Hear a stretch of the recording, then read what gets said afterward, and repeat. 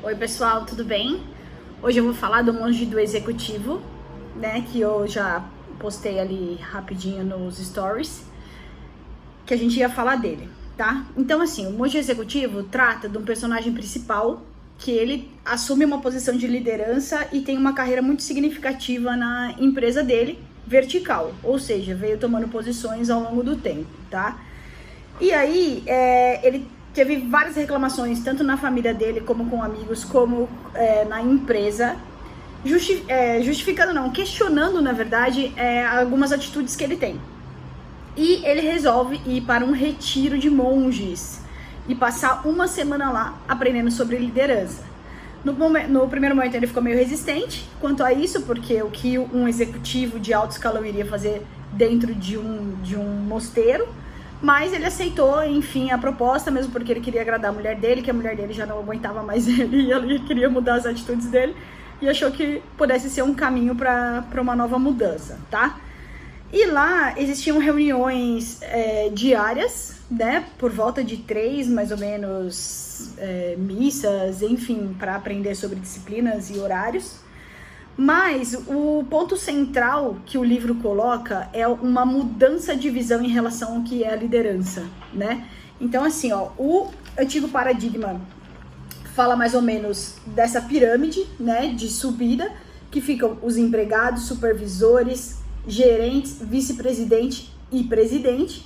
E o que ele aprende, na verdade, lá é uma inversão total de valores. O que seria essa inversão total de valores?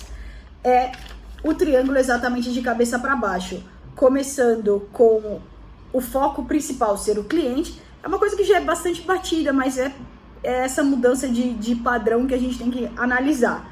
Já vou explicar onde que ele muda exatamente uma maneira de visão, tá? Porque hoje todo mundo fala, o cliente é o dono do negócio. Claro, isso é uma coisa que todo mundo já sabe, né? Mas como que isso chama atenção no livro? Que os empregados não necessariamente significa que eles estejam acima dos supervisores, mas significa que a necessidade deles deve ser atendida pelos supervisores e assim, né, como consequência, os gerentes atender as necessidades dos supervisores, o vice-presidente dos gerentes e o presidente do vice-presidente. Então, como é que ele coloca isso? Ele muda a liderança não como um meio de delegar tarefas, de orientar as pessoas naquilo que elas possam fazer, mas sim de servir as pessoas. Então, naturalmente que a gente entende que a liderança é um cargo de gestão, estratégia, que você tem que orientar todos os funcionários que estão abaixo de você hierarquicamente, mas o livro coloca como servir essas pessoas e não orientar essas pessoas. É o grande choque, o ponto-chave do livro que coloca isso, né? Ele analisa também como é que você vai servir as pessoas baseado nas necessidades básicas delas, né? Então, as necessidades da mais básica, comida, água e moradia. A segunda, segurança e proteção. Pertencimento e amor, começa a entrar o papel do líder. Autoestima, então, tratar com elogios, com palavras positivas, para a pessoa aprender a se autovalorizar, e a autorrealização, que são os resultados das tarefas que faz e a pessoa está satisfeita consigo mesmo, né? E como é que ele coloca nessa servidão, né? Não sei nem se essa palavra existe, mas acredito que sim. Ele fala para tratar algumas palavras-chave e como que deve agir um líder para conseguir fazer isso. Em primeiro lugar, paciência. Então, assim, naturalmente que existirão situações que vão te tirar do eixo, e ele coloca como mostrar um autocontrole independente da situação que esteja acontecendo ao seu redor, porque tem hora que você quer xingar o mundo, né? Acontece alguma coisa e fala, pá, não acredito! Enfim, então, a primeira tarefa da liderança que ele coloca é ter esse tipo de paciência para com as pessoas que você lidera. Bondade é a segunda palavra, né? Dar atenção, apreciação e incentivo, que vem muito naquela parte da autoestima que a gente estava conversando agora. Essa atenção, apreciação, ela fala muito de dar uma atenção mais focada, realmente estar prestando atenção no que é importante para o seu liderado, e não exatamente, deixa eu passar um tempinho aqui, tá bom, beleza, te dei atenção, você fala comigo. Não, atenção focada 100% em entender qual que é a necessidade dele naquele momento. Você, como líder, quando entende a necessidade alheia e consegue servir a pessoa e suprir aquela necessidade, você acaba gerando uma gestão por autoridade e não por poder, que é a maioria dos gestores, enfim, acaba utilizando pela posição hierárquica na empresa. Humildade, então ser autêntico sem pretensão ou arrogância. Essa humildade que o livro coloca, ela coloca no sentido de você realmente falar as coisas para o seu liderado ou para todas as pessoas na sua relação profissional de uma forma autêntica, que seja verdade, que seja honesta, né? A outra palavra até é honestidade, já vou aproveitar o link, sem ter um engano, sem ter uma intenção. Ah, peraí, deixa eu falar isso aqui, porque se eu falar isso aqui, ele vai me responder aquilo, ele vai entender. Não nesse sentido, ser de uma forma mais clara, objetiva, trazer a clareza para a situação de uma forma honesta, porque todas as pessoas sentem quando você está sendo honesto. Você tem uma linguagem corporal, você tem expressão facial, tom de voz, entonação, tudo isso fala quando você está sendo honesto. Então não adianta você pensar que está sendo honesto e a pessoa vai conseguir ler aquilo com certeza se aquilo é verdade ou não, tá? Abnegação.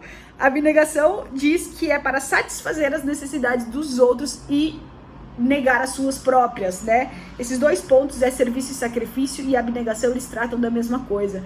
Muitas vezes a gente quer fazer muita coisa relacionada às nossas necessidades, mas a posição de liderança te coloca numa troca de necessidades e colocar a necessidade do seu liderado em primeiro lugar, mas numa questão de servidão mesmo, de serviço, que você vai abnegar a sua necessidade, por mais que você tenha, por mais que o seu ego esteja gritando para você atender aquilo.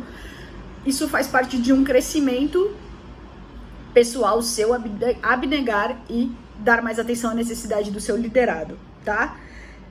Compromisso, sustentar as suas escolhas. Então, quando você sugere alguma coisa ou escolhe alguma coisa para a equipe, junto com a equipe, pediu a opinião, sustentar aquilo e não simplesmente jogar para que eles façam e você não dá mais muita atenção a isso, né? Ter um compromisso com aquilo que é falado, não só falar e não fazer, que aí as pessoas acabam não acreditando muito nas suas palavras, enfim, vem as coisas negativas da relação, né, empresarial.